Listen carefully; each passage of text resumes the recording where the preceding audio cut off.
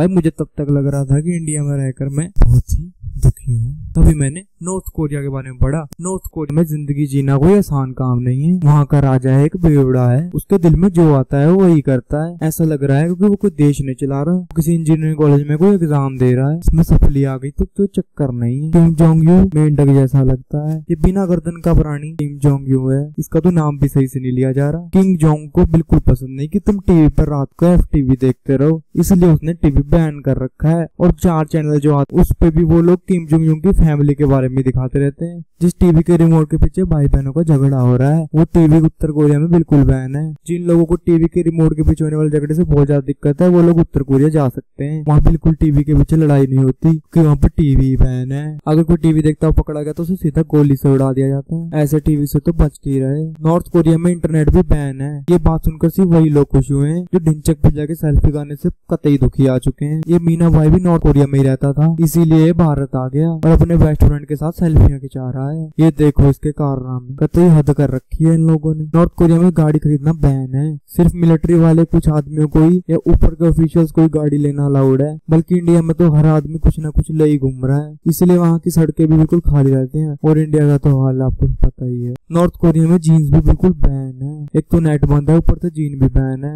यहाँ तो जीना ही मुश्किल हो रखा है, और अगर किसी ने जीन पहन भी ली तो तुम्हें हशर पता ही है। इंडिया में तो जो दिल में आए वही पहन सकते हो और कोई तुम्हें कुछ कहेगा भी नहीं। नॉर्थ कोरिया में गाने सुनना भी बिल्कुल बैन है। अगर तुम कहीं गाने सुनते पकड़े गए तो तुम्हारी गांड में उंगली दे देंगे। इतनी बात याद रखियो और डर के रहियो। ढिंचक पूजा भी नॉर्थ कोरिया से ही है। वो अपना शौक पूरा करने के लिए इंडिया आ गई। अगर किसी आदमी को ढिंचक पूजा से प्रॉब्लम हो रही है, जो कि मुझे हो रही है, तो उसका दोषी सिर्फ वो किंग ही है। नॉर्थ कोरिया में तुम अपनी मर्जी से कुछ भी नहीं कटवा सकते, न झाट के बाल न सिर के बाल। ये बात सुनकर मेरी आंख में आंसू आ गए। वहाँ पर सिर्फ अप्रूव्ड हेयर स्टाइल ही चलते हैं, उनमें से तुम्हें कुछ चूज करना होगा जो बिल्कुल ही भद्दे हैं। और हमारे यहाँ इंडिया के लौंडे कुछ भी रख लेते हैं और रखते ही पूरे कॉन्फिडेंस से हैं। हम इंडिया वाले कितने अच्छे हैं। उत्तर कोरिया में तुम बिना इजाजत कहीं नहीं जा सकते, खेत में भी नहीं जा सकते लोटा लेकर। इसके अलावा वहाँ पर अल्कोहल भी बैन है, जो इंडिया में कई स्टेट्स में जरूर। इसके अलावा नॉर्थ कोरिया में बेंच जो है, स्कूल बेंच जो है, पेरेंट्स को उसके भी अलग से पैसे देने पड़ते हैं। मतलब गांड पे, अपनी गांड लकड़ी के फट्टे पर रखने के लिए भी तुम्हें पैसे देने पड़ेंगे, वो भी छोटी उम्र में ही।